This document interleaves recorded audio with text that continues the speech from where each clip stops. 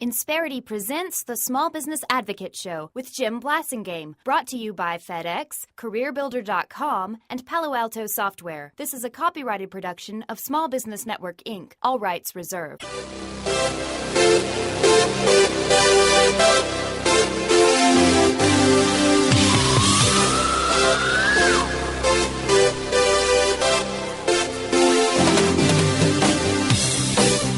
Welcome back. It's 12 after the hour. Thank you for hanging out with me. I'm Jim Blasingame, and you're listening to the Small Business Advocate Show.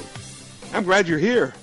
I'm glad Mike Stewart's here, too. Mike's a good friend of ours, a longtime member of our Brain Trust, the president of Stewart & Stewart Incorporated, the author of Close More Sales, and he's the guy who we call on a regular basis to help us do a better job of putting our best foot forward when we're trying to reach out and find and acquire and keep good customers. He's our good friend, Mike Stewart. Welcome back to the show.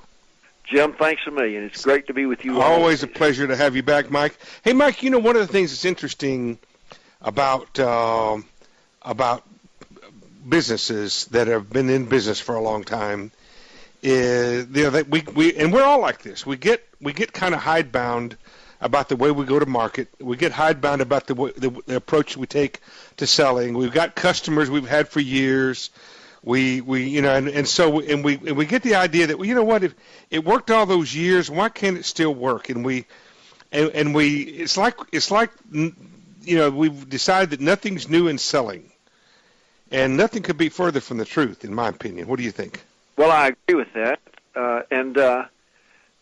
This past week, I had a very interesting experience. I was in New Jersey.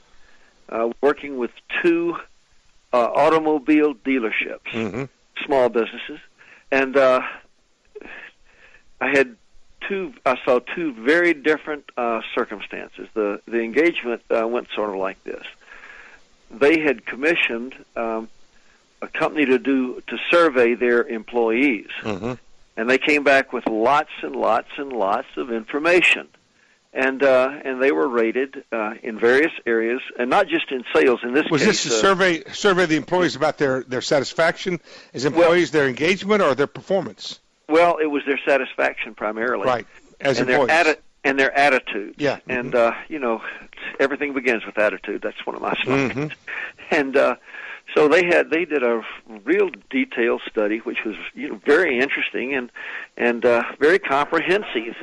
But that was several months old, and so, you know, we talked about maybe there was something more current. And so the night before the program, I did a focus group with their employees, and so we had lots and lots of good current information. And then the next day, I facilitated a program with the management of that dealership, mm-hmm.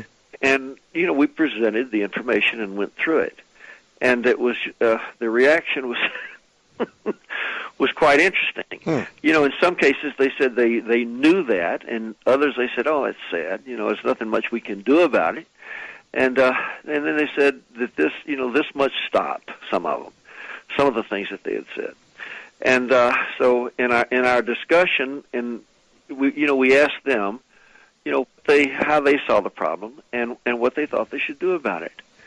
And I was amazed at the pushback, because in they didn't believe it, or they didn't want to deal with it. Yeah, a little of both. Wow, a little of both. And the two dealerships were remarkably different. One said, "Boy, this is the kind of thing that we really need to know, and mm-hmm. and we need to do something about." And we were able to move straight on through and get some resolution. So they believed what was in front of them. They did believe it. They believed it, and they said, let's take this platform and go and build on it. Yes, right, and let's do something about it. And now there were a couple of people. And the other one, not so much. Oh. two completely That's an different, understatement. Two completely different entities. Absolutely, yeah.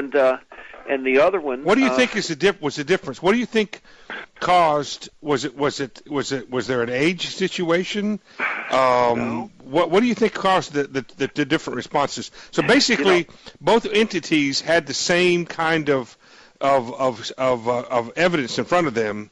Yes. One rejected, one accepted. What do you think was the difference? You know what? I wish I knew that. I don't know. You've got a lot of experience. You've dealt with lots and lots of people, but it's still kind of a mystery to me because I see it all the time. But I mean, was there an age situation with the management? No, there was not. So it's just so there's nothing demographic involved I here. I didn't see any demographic influence. Just one got it and one didn't get it. Fundamentally, this is amazing. Yeah, fundamentally there was no demographic differences, but the atmosphere and the culture was quite different. Yeah. And I didn't see it. Just to be honest with you, I really didn't see it that much on the floor. And you know what? If that's the case, if you've got a situation like the one who rejected it, and that's the case, then you may not be able to help those people.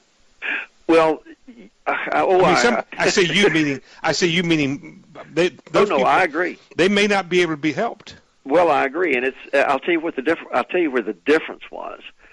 The difference was in the culture. Yeah. In the one culture where they didn't accept, management already knew everything. But see, that's where the culture comes from. It comes from the top. Oh, you bet. Folks, Absolutely. if you've never learned anything else from listening to our show, remember this. However, if you're running the show, if you're the owner, the operator, the manager, you're in charge, you're giving the orders, et cetera, however you all feel about the culture of your business, that's how your business, its culture is going to be. That's exactly right. And I told good, folks, good or bad, ugly or not. Exactly. And I've told managers this forever. There is nothing that you can do as a manager, as a business owner. There is nothing you can do that does not send a message to your employees. Absolutely. The time you get to work, the expression on your face when you get out of the car to walk in.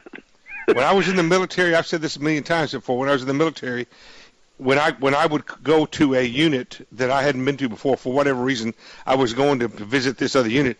If I met a private on the way in, however that private behaved was how I knew how the commander was. You're exactly right. That's exactly right, and that's. I think there's some lessons to be drawn from this. Yeah. And so, folks, here's the thing, folks.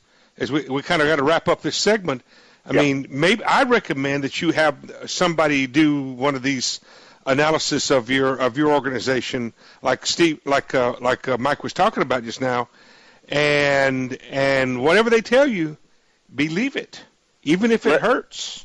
In the next segment, can we talk about this a little bit? Yeah, absolutely. So hold on to that thought, folks. We're going to get Mike to continue this and help us out with it. Don't be hidebound. Don't be intractable.